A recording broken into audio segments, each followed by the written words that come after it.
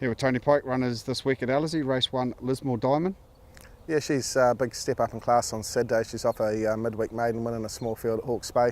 But she's come back a lot stronger this preparation. She'll only continue to improve. We'll just ride her a touch quietly in a race that looks like there's good speed, and I'm sure she'll be hitting the line strongly late.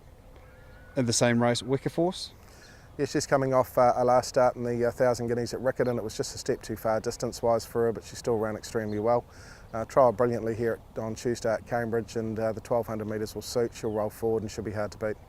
Race 2, Walkin' By. Yeah, we've given her a freshen up after her last start. She always goes well in a fresh state. A touch of an awkward gate in gate 9, but we'll just ride her quietly as per usual, and she'll be hitting the line very well late. Race 5, Ever Royal. He went super in the Concord, fresh up after a 12-month break. Probably a bit unlucky not to even win the race. He's drawn perfectly in gate 2 on Saturday. He'll obviously strip a lot fitter as well, and he's probably one of my best chances for the weekend. Race 6, 2 runners. We'll start with Ripper Eagle. Yeah, he wasn't paid up for the Cracker Millions mile, so he headed to Hawke's Bay midweek against the older horses, first time over ground. It was a solid run. He'll obviously have to improve off that to be competitive on Saturday, but he's worked very well through the week, and he's going to get a lovely trip from a good barrier, so it wouldn't surprise me to see him thereabouts. And in the same race, Surely Sacred. Yeah, he was unlucky in the Cracker Millions mile. He just got shuffled up back in the field in a slowly run race, but he closed it off very well. He's obviously one of the favourites for the Derby, and he's drawn to get a lovely trip on Saturday. Wouldn't surprise me to see him going close to winning. Race 8, River Run. Yeah, he's a lovely horse.